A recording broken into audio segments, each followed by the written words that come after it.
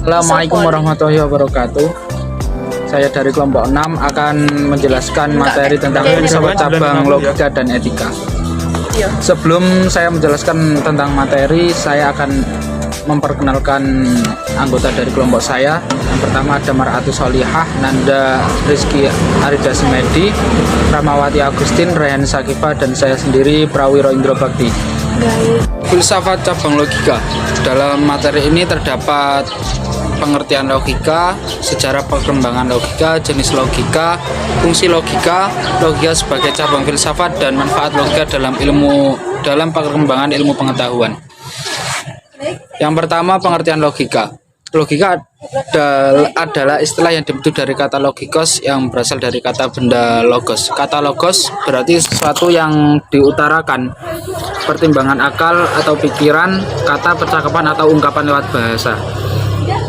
Kata logikos berarti mengenai sesuatu yang diutarakan, mengenai pertimbangan akal, mengenai kata, mengenai percakapan, atau berkenaan dengan ungkapan lewat bahasa. Menurut John Henry Kramer, logika adalah suatu pertimbangan akal atau pikiran yang diatur lewat kata dan dinyatakan dalam bahasa. Logika adalah bidang pengetahuan mempelajari segenap asas, aturan, dan tata cara penalaran yang betul. Berikutnya, sejarah perkembangan logika. Berdasarkan sumber, awal munculnya logika tidak dapat ditetapkan kepastiannya. Namun, menurut Bertrand Russell dalam bukunya History of Western Philosophy menjelaskan bahwa kata logika untuk pertama kali dipergunakan oleh Zeno dari Citium. Kemudian berbeda dengan Coubertin, menyatakan bahwa logika pertama muncul pada masa Cicero abad ke-1. Dalam dunia Islam, logika berkembang yaitu pada zaman kejayaan Islam. Islam berkembang sampai ke Spanyol di barat dan ke timur sampai perbatasan Cina. Di Indonesia, pada mulanya logika tidak pernah menjadi mata pelajaran pada perguruan umum. Pelajaran logika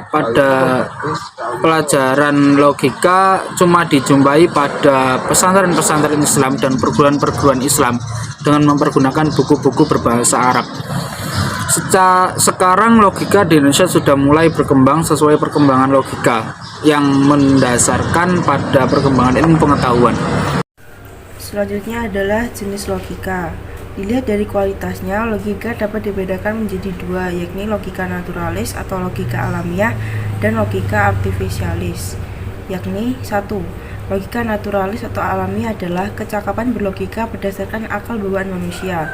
Akal manusia yang normal dapat bekerja secara spontan sesuai hukum-hukum logika dasar. Yang kedua, logika artifisialis atau logika ilmiah.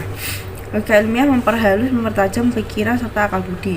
Logika ilmiah menjadi ilmu khusus yang merumuskan asas-asas yang harus ditepati dalam setiap pemikiran. Selanjutnya adalah fungsi logika. Secara umum, fungsi logika ada 4. Yang pertama, membantu dalam setiap orang agar bisa mempelajari logika sehingga bisa berpikir secara rasional, lurus, kritis, metodis, dan koheren. Yang kedua, mampu meningkatkan kemampuan Anda agar bisa berpikir dengan lebih abstrak, cermat, dan objektif. Yang ketiga, mampu menambah kecerdasan dan mampu meningkatkan kemampuan berpikir secara tajam dan mandiri. Yang keempat, mampu meningkatkan cinta dan keberanian dalam upaya menghindari kekeliruan. Secara terperinci, logika digunakan untuk membantu setiap orang yang mempelajari logika untuk berpikir secara rasional, kritis, lurus, tetap, dan tertib. Logika sebagai cabang filsafat.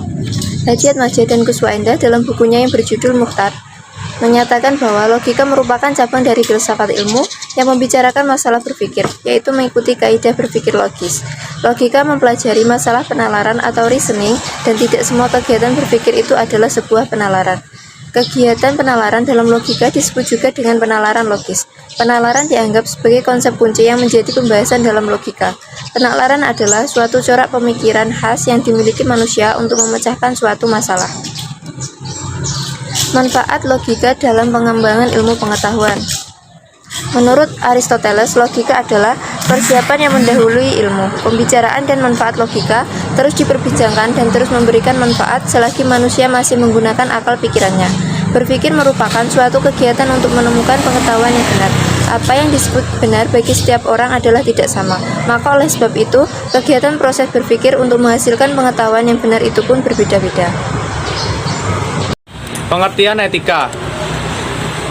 Dr. Andes Sidi Gajalba dalam sistematika filsafat etika adalah teori tentang tingkah laku perbuatan manusia dipandang dari segi baik dan buruk. Sejauh yang dapat ditentukan oleh akal, etika adalah cabang dari filsafat yang membicarakan tentang nilai baik buruk.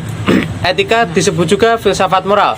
Etika dari bahasa Yunani, ethos yang berarti watak, kesusilaan itu atau adat.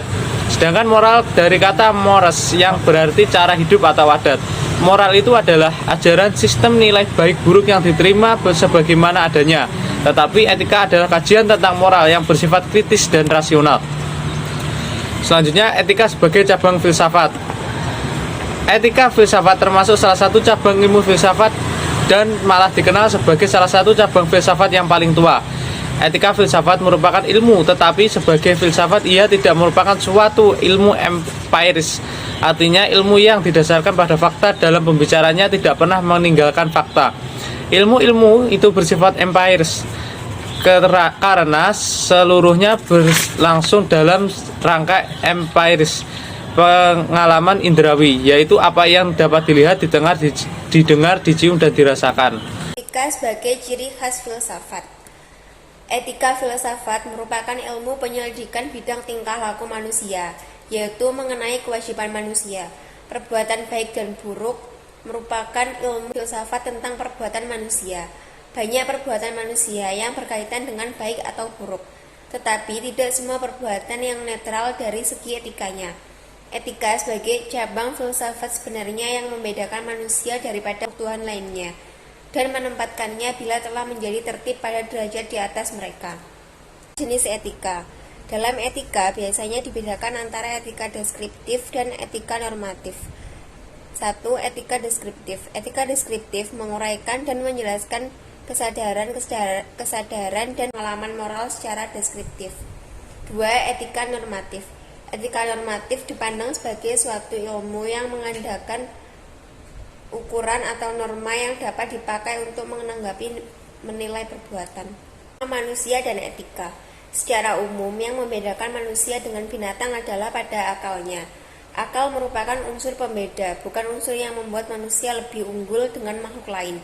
Mengapa manusia harus bermoral atau etika? Jawabannya adalah karena manusia makhluk yang berakal.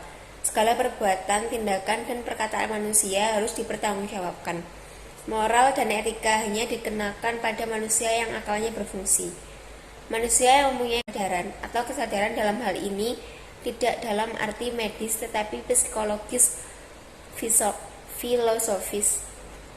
Mengapa manusia harus menggunakan moral atau etika sebagai landasan segala tindakannya adalah karena dia berakal dan mempunyai kesadaran.